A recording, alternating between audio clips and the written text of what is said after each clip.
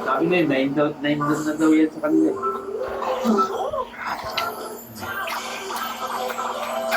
Sabi ko siya.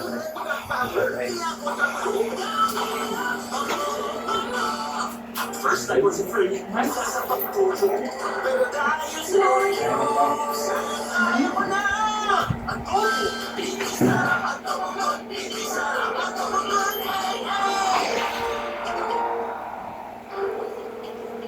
Tulong! Anong emergency? Ang hosting ko to, meron siyang case. Wala, yeah! Imposible man siya. You want great hair? Then tutok siyang batya. Try Pantene Barber Hair Treatment with Pro Vitamin Pearls and Collagen. Damage and smooth and batya easily. The miracle, it's Pantene.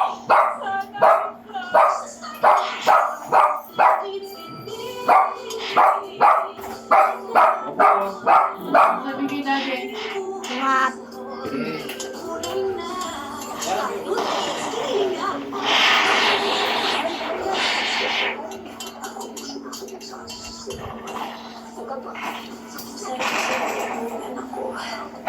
Top Master Cutter sa apat na channel.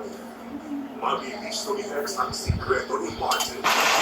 Biyernes na at magmadalas na makalantas na.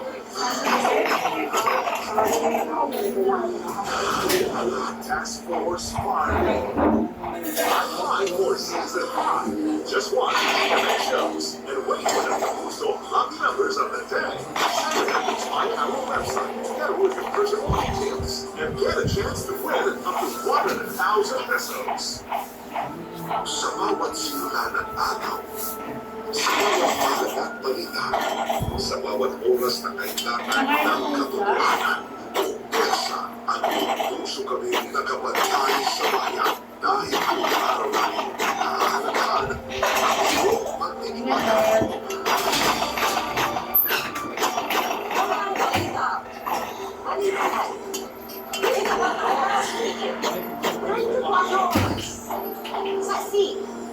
State of the nation. Walang kinikilingan, walang pinoprotektahan. Tuon at ngayon, serbisyo totoo. Ito ang GMA News.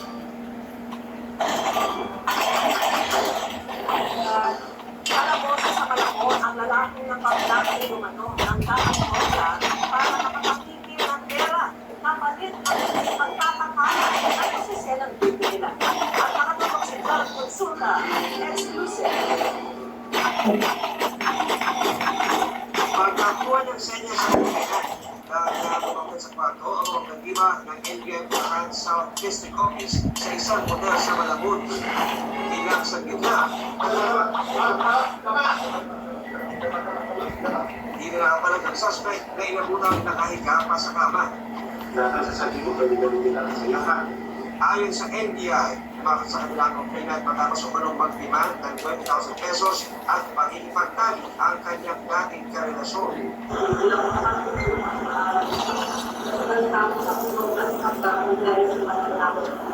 Nakilala sila sa isang social media which is related ayon sa biktima pag hindi siya pumayag sa gusto o hindi suspect na dating ng boyfriend kakalat ang nakaserang videos ng photos nila.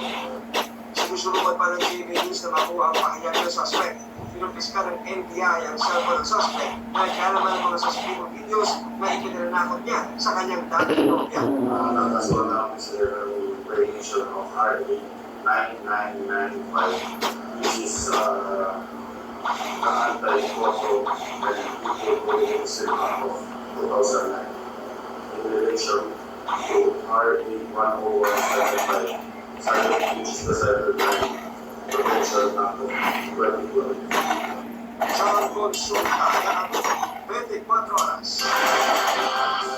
Sa pagtatapos ng 3 araw na pinagpunta ng ibon sa iglesia o ano, sabi ng kanilang tagapagsalita na si Edwin Cabal, na naniniwala sila ang malinaw nilang ay parating at walay pa. Ani Zamar, hindi dapat nagtatagumpay ang mga bumabaluktot sa batas para anya sa kanilang sariling katakanan. Sa uling araw ng protesta kagabi, dumating din ang ilang personalidad kanila si Senador Robin Padilla. At ang programa ay kanyang pulot ang mga ralista na basura at kung naging tinakas ang state na ginamit sa pagtitipon.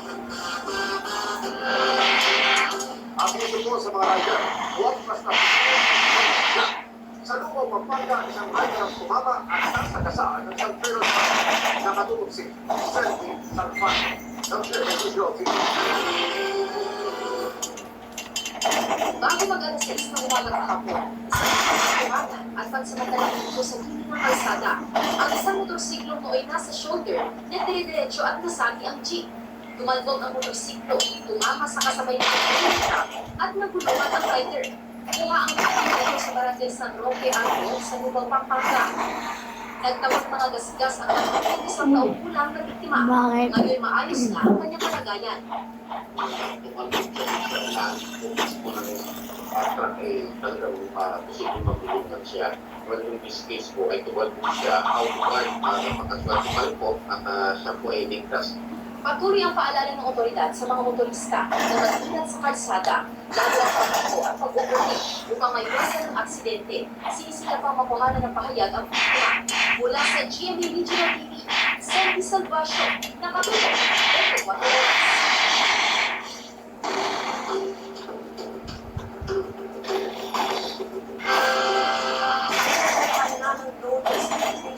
Si Vice President Sara Duterte para pumarap sa pag-ibigis na sisimulan sa Lunes. Ang impeachment court sa Pagkakot, nahagana ang Senado sa pag-ibigis. At nakatutok si Sandra Aguilar. Para sa pagsisimula ng impeachment trial ni Vice President Sara Duterte sa Lunes, ipinadala ng impeachment court sa FISE ang notice na ito na pirmado ni Senate President at Presiding Officer Sherwin Gatchalian. Ipinagbibigay alam sa kanya na ang kanyang paglilitis ay magsisimula sa July 6 ng alas 2 ng hapon. Sinasabihan din sa Duterte na umarap sa korte pero pwede rin magpadala na lang siya ng abogado. Nagpadala din ng notice ang impeachment court sa House of Representatives para formal na ipaalam na handa na ang Senado sa impeachment trial. Nakahanda na rin ang session hall ng Senado kung saan gagawin ang paglilitis. Narito po ako ngayon sa session hall ng Senado at kung po makikita ay iba na po yung layout dito. Yung mga upuan ng Senador, imbis na nakaharap po doon sa watawat ng Pilipinas, ay nakaharap na po dito sa gawing likuran. At narito naman po yung upuan ng witness na may puting upuan. At meron ng mga upuan sa gawing kaliwa at kanan para naman po yan sa depensa at prosecution. Ayon po sa Senado ay handa na siya para sa impeachment trial ni Vice President Sara Duterte. Nag-urong din ang mga senador na uupo bilang senator judges. 8 majority senators ang dumating, 2 naman mula sa minorya, sina Senador Robin Padilla at Senadora Lauren Legata. Matapos ang meeting, hindi na nagpaunlak ng panayang karamihan. Matipid naman na sagot ni Senador David Tulfo. Basta ang pinag-usapan na namin sa natin, bigyan namin ng bigyan kami ng mga documents para to follow yung sequencing. That's it. Sa ilalim ng saging ng batas, kailangan ng 2/3 vote ng senator judges para makonvict ang isang sumasailalim sa impeachment trial. Sa bilang ngayong 24 na senador, kailangan ng naging para makonvict. Ibig sabihin, kailangan nila sa ng boto para ma-acquit. Sa hakian ngayon, kabilang ko ang nasa minorya at kabilang sa ang nasa minorya. Mapay sa bilang na ang 2/3 nito ay nagkakanin na boto. Kaya kailangan ng boto para ma-acquit ang bisip. Pero hindi pa nagpapalitan. Si Senador Manuel de la Rosa may arrest warrant mula sa International Criminal Court o ICC habang nakakulong si Senador Julio Estrada. Kung makukulong si Senador Rodate Maculeta, ang isa na lang na Senador makakalaw sa impeachment trial. Pero hindi walang kung 21 na lang makakadala sa pag-ibis, 20 na lang ang mga kailangan para ma-convict ang kasi. Kaya kung hindi ka mainit ang katanungan, kung ano ang numerong pagbabatayan ng pagbumoto, ang mga senator judges sa ligang batas, very clear, no? 2/3 of all members. Ang pananaw ay ang doña so 60 na lang. Sa pagdakausan ng pag-release, naglatag na ang mga miyembro ng Liga ng pag-release sa pagdating ng balik na sickness. Nakikindi ng ilang opisyal ng Philippine Police Security and Protection Board sa loob ng Busani para makita ang pagkakanda sa seguridad. Nagdagdag din ang pulis na magpaparamay sa Senado.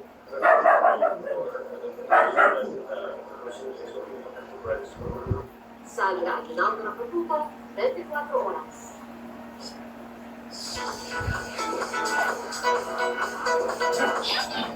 May malalim na pugot ang painting activity gamit na kasi ng nakakampanya opera ang malungkot na pinagdadaanan ng kanyang pamilya dahil sa mga nakakapaglaban sa demensya. Siya ang kailangan sa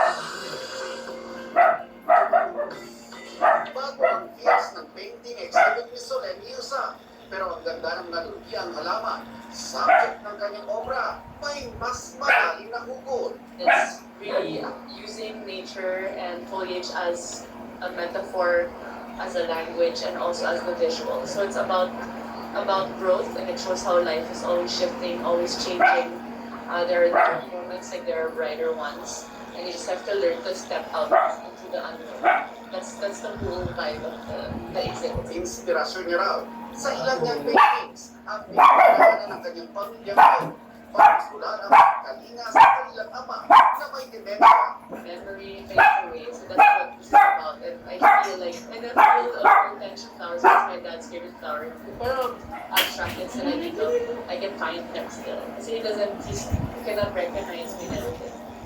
Yeah, he's not completely disappeared. He's still there, but he's changing, evolving in his own terms, how life may impact him.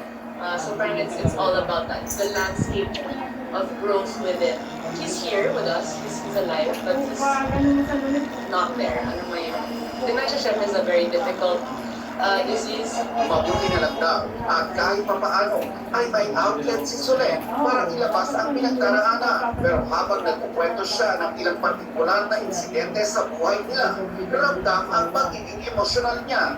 There were good days. I wouldn't say bad. One time I went to my mom's house and then my dad looked at me and then he just started crying. And then he's like, my daughter. So then I was super crying also. And then he looked at me again. Tapos, wala na. And then parang, yeah, he was there for like a split second. Nelson Canlas, updated sa Showbiz Happening. At ang mga 10 wonghe na nagpoposisyon sa Thailand, patay matapos araruhin ng pickup truck. Nagmamaneho sa sasakyan, menor de edad. At animated documentary film ng GMA tungkol sa Maguindanao Massacre, panalo sa pangunahing documentary festival ng New Zealand. Tutukan lahat ng yan sa pagbabalik ng 24 oras.